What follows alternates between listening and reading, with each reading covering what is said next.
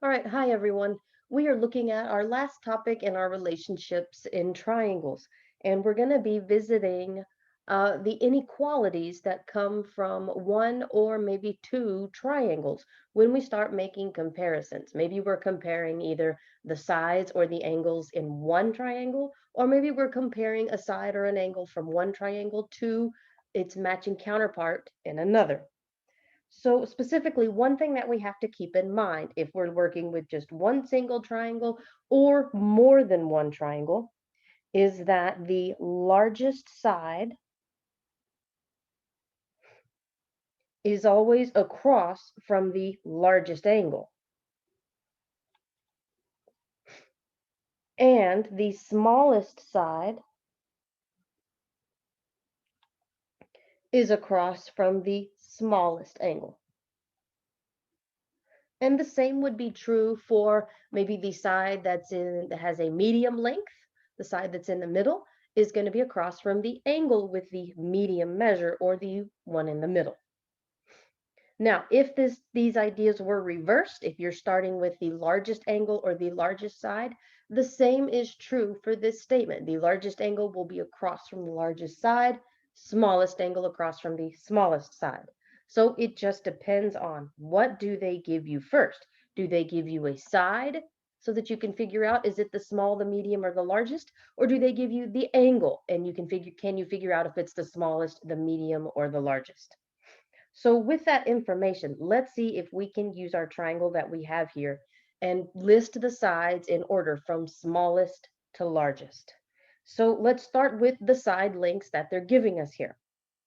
So the first thing I need to figure out, and I'm going to make these just a little bit bigger, is I can either find the smallest or the largest first. It doesn't matter. I always like to start off with the smallest. So 5 is my small side.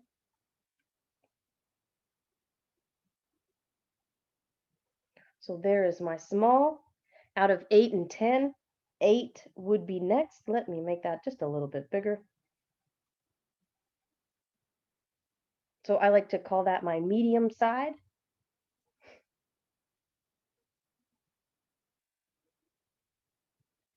And then we find the largest, which again is the side with the biggest number.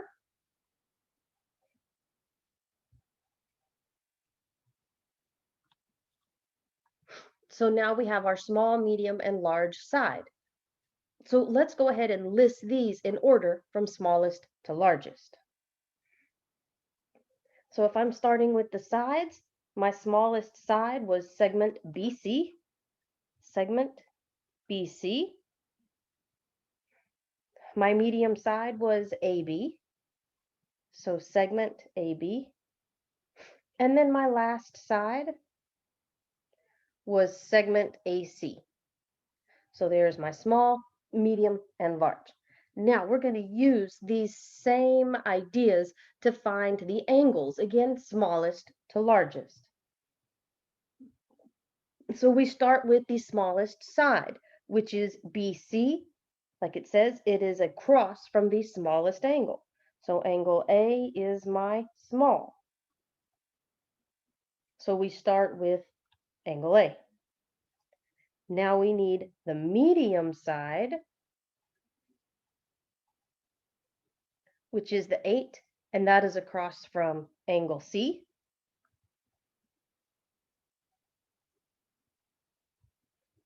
So angle C would be next. And then we have our last one, the largest angle. Again, find the largest side, look across, there is our largest angle. So angle B. So again, we have them in order. So let's use this idea of putting these in order and bring in a second triangle. And this is where we have what's called, oops, sorry, moving on me. This is where we have what's called the hinge theorem. So specifically, the hinge theorem says, and I'm going to read this for a second, if two sides of a triangle are congruent to two sides of another, so that kind of goes back to our congruent triangles here. So two sides of one triangle are congruent to two sides of another. So we've got a side with 1 marking each and a side with 2 markings each. And that is true for both of these sets of pictures we have here, a side with 1 dash each and a side with 2 dashes each. Okay, then we can use that information. We have enough to figure out where's my smallest angle and smallest side when I'm comparing our triangles. So again, if 2 sides of one triangle are congruent to 2 sides of another, and the included angle of one is larger than the included of the second, then I can use those corresponding angles and determine which one is larger to figure out which side of the triangles would be the largest one out of the leftover third side. So it depends on what are they giving you to start off with. So for our first set of pictures here, they are giving me angle 80, angle S, which has 80 degrees, and angle B, which is 60 degrees. So we have to figure out 80 degrees is what to 60 degrees. And this is where the inequalities come in. 80 degrees is greater than 60 degrees. So then I can now use that for the third side of each of these triangles. I know they're not congruent, but what I do know, 80 is across from side RT, and 60 is across from AC. So if my goal is to put the sides in order, I have to use the angle information to do that. So segment RT, the length of RT has to be bigger than the length of AC. So again, I use the angles to figure out which side is bigger or which side is smaller. If we reverse this, I can use the side measures to do the exact same thing, but for angles, to compare them. So this time, I don't have the angle numbers, but I do have side NP and side ST. NP is 36, which is across from angle M. ST is 33, which is across from angle R. So if NP is bigger than ST, then the same is true for their corresponding angles. Angle M, its measure has to be greater than the measure of angle R. So again, it just depends on what are they giving me, and then what is my goal to try and find.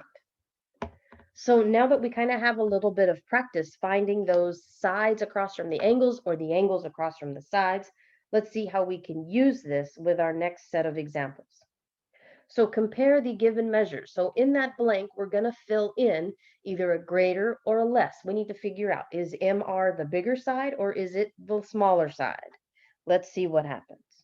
All right, so we're looking for, first off, MR. All right, so MR is across from 21. So I'm going to use that 21. I'm just going to jot it down right above it so I can remember the angle measure that it matched up with. Now let's do RP. R to P is across from 19. So 21 versus 19, 21 is bigger, which means if 21 is greater, MR is also greater. The length of MR. Now that 21, again, is a degree measure.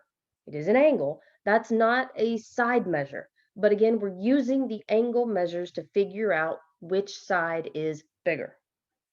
Let's reverse this now. Or it's not reverse this, but similar idea.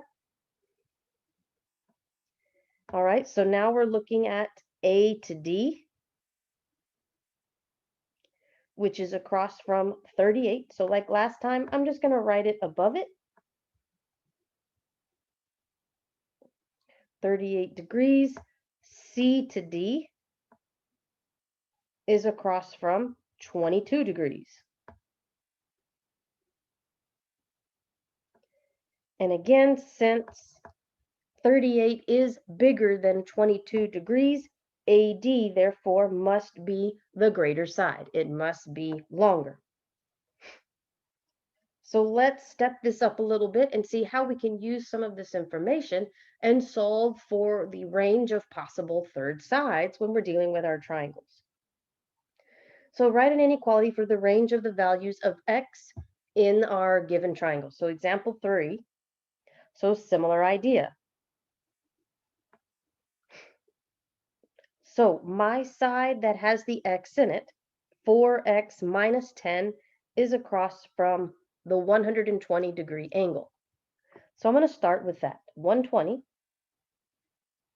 degrees. I'm going to leave a space to fill in either my greater or my less, depending on what's coming up in the second part. So now my last side here, the 40, is across from 115. So in this case, 115 is greater. So now we know what we are going to have to plug into with our equations. 4x minus 10 and 40. I cannot use an equal because they're not across from congruent angles. But what I will be able to use is that same inequality symbol that you worked with in Algebra 1. And now we're going to set this up and solve it just like any regular equation. I can add the 10 back.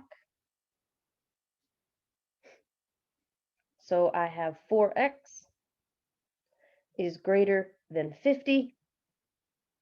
Divide out both sides by that 4.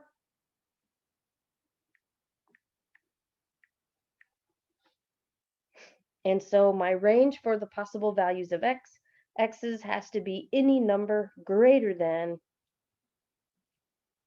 12.5. And there is my final. We're going to do the almost exact same thing for the next one. So example 4. This time our x is in the angle position. So if I have 3x minus 3, I'm going to leave a spot for my symbol. I'm going to leave a spot right there for the symbol to go in, and 33. So for me to figure out what kind of symbol to put between those, I have to look across to their sides. So 3x minus 3 is across from a 30. So I'm just going to jot it down on top. And then I have my next one, the 33 is across from 36. So I'm just going to jot it down at the top.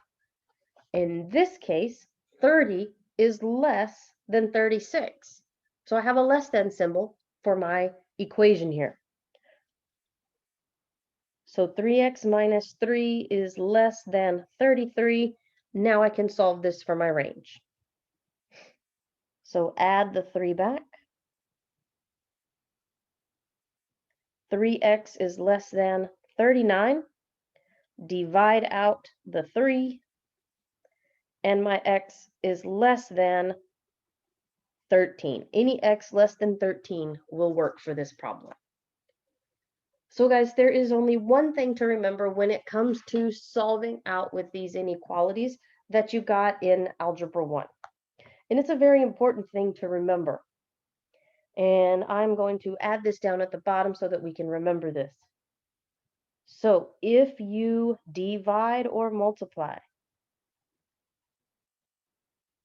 and maybe some of you remember this from Algebra 1. So if you multiply or divide by a negative,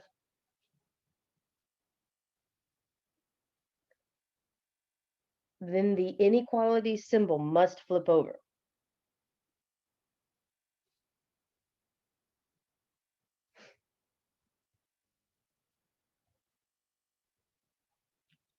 So if our problem originally starts with a greater than, and you multiply or divide somewhere in the solving process by a negative number, then it flips over to a less than.